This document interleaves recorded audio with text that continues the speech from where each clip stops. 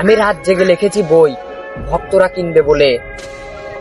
আমার ব্যবসায় লাল বাতি জ্বালালো কোন হালাতিতে। আমি চেয়েছিলাম পৃষ্ঠা নং চুদলিংপং এ ভক্তদের দেব থাপ। সবাই মিলে টের পেয়ে আমার পদে ঢুকিয়ে দিল আক্কালা বাস। ফেসবুক এমন একটা প্ল্যাটফর্ম যেখানে ভালোবাসা দিলে ভালোবাসা পাওয়া যায়। সবাই আমাদের ভিডিওতে লাইক করবে। ভিডিও দেখা তো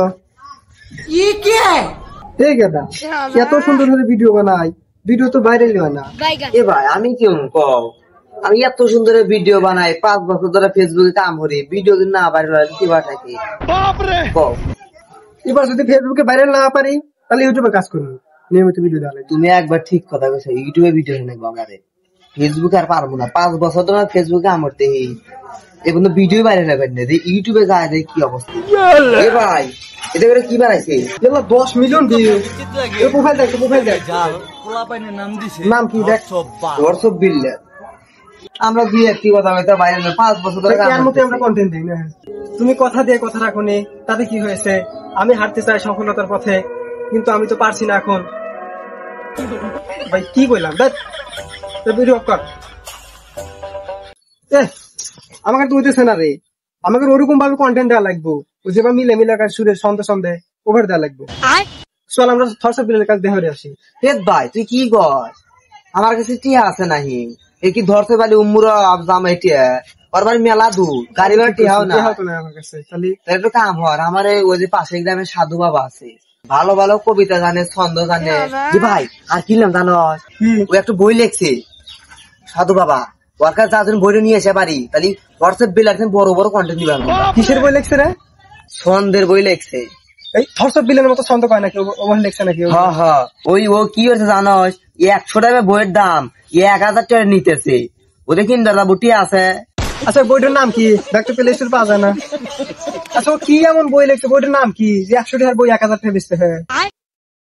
এ ভাই আমি আর আগে ভিডিও দেখছিলাম বুঝছো, ওই বইটার নাম হইলো বাসার গর্জ। কি রে, এটা একটা বইয়ের নাম হইলো? আচ্ছা যাই হোক, তুই যেহেতু কইতেছু যে বাইরে লজ যাবো, তাহলে 100 টাকার বই 1000 টাকা কিনবো, চল লজ যাই।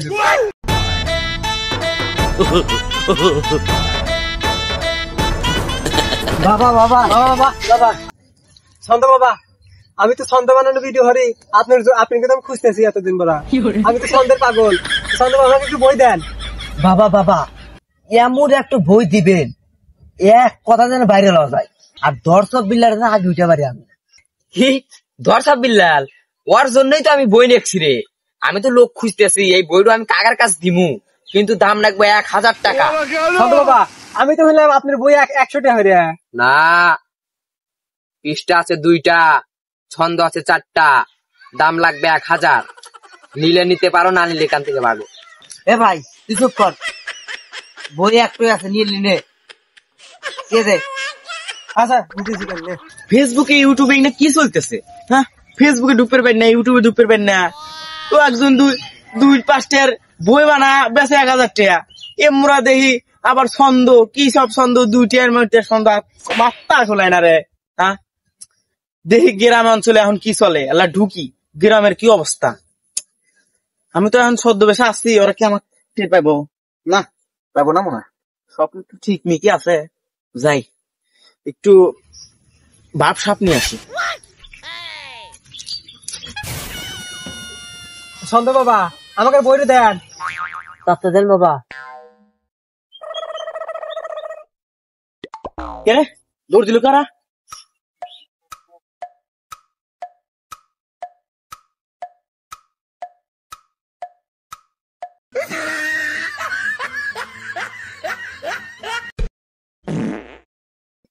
এই সমস্ত বন্ড সাধুদের পিছনে থেকে জীবনটা নষ্ট করো না।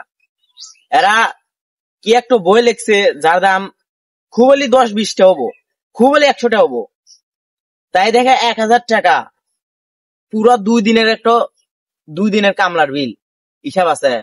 এই সমস্ত বন্ডকার পিছনে জীবনটা ক্ষয় হলো না ভাই, টাকাটা নষ্ট করো না, এই টাকা দিয়ে অনেক কিছু হবে, ভালো ভালো কন্টেন্ট উপহার দাও। তাই তো আমাকে ঠকাইতেছে, আমাকে কামলা বেচাতে, হ্যাঁ তাই তো ভাই সাইজ করা লাগবে, চলেন। অবশ্যই ঠকাইতেছে, এই দূর দেহা মানুষের টেহা নিতেছে, এটা তো আসলে অক্টোবর নাই। ভাই আপনি আমাকে ভুল ধরা দিচ্ছেন ভাই, চলেন পিছিয়ে এই সাধু বন্ধ সাধু এই বাড়া এই বাড়া এই সারাচট ওই আমগাই কি বন্ধ হবে না তুই তুই এই কি বন্ধ হবে না তুই আউ ওই ভাই এসব বন্ধকার সাধুকের এই বয়স অনেক বসতে লাগে সবাই আসো ও বাবা, বাবা গো, ওরা কেমন মার্ডার করতে চেয়েছিল।